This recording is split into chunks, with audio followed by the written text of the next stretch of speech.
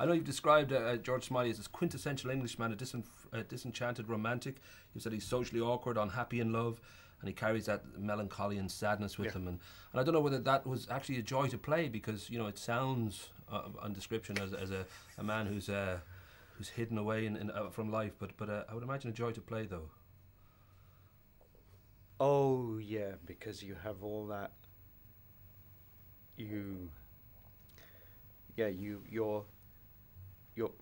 That is a sort of running condition. That's the motor that's whirling all the time, and then so you have that as your base, and then you play the scene. So you have a sort of inner life. A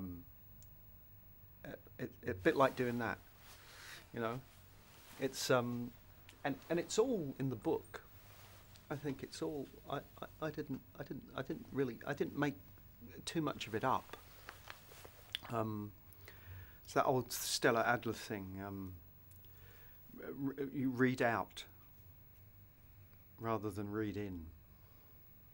Well, I know early on when you were having apricot tart and coffee with David Cornwell, who is John le Carré, and his wife Anne, that you're kind of I guess in a way, you know, hearing anecdotes about Alec Guinness, and many people watching would be aware of his George Smiley, but did you feel early on, I can make this my own? Because as you say, there's been more than one Hamlet, more than one King Lear. Were you always confident that I can live up to this, I can do this role? No, it was no. You have to sort of walk through that fire.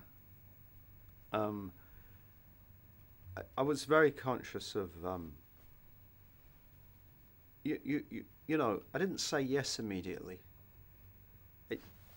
And you're torn because it's an opportunity and a great for any actor. It's such a great part. Yet you have that. You could feel the ghost of Guinness.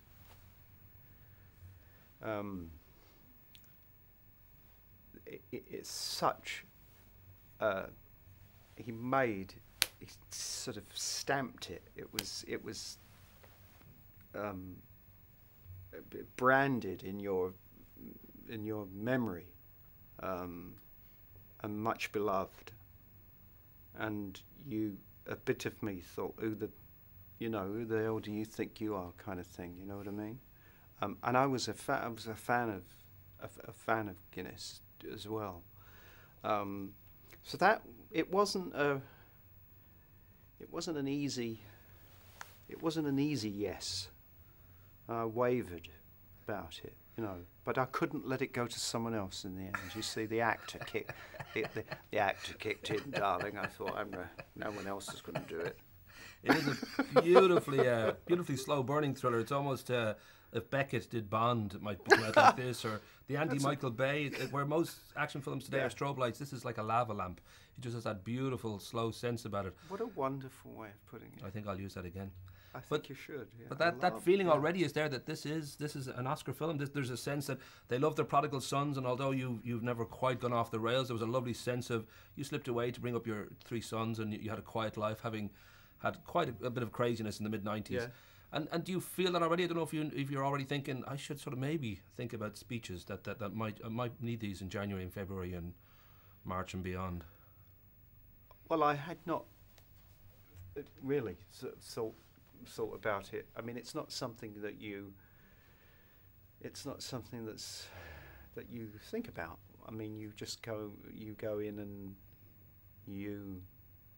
I mean, maybe there's some actors who look at roles, and you know that old thing of you count your lines, you know, that whole thing of how many lines do I have, you know. And I mean, it's not something you think about.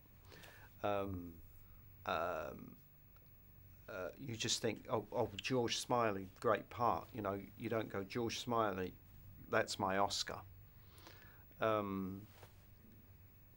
the reaction to it has been such that it's nice that they're talking in those terms, rather than them not. You know, it's flattering, and you know, could be worse. You can use a lava lamp line in your speech. I love that. No, it's a wonderful description. Beckett does Bond. I think that works as well.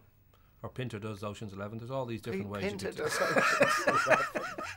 I better let you go, son. Thank you, sir. All right.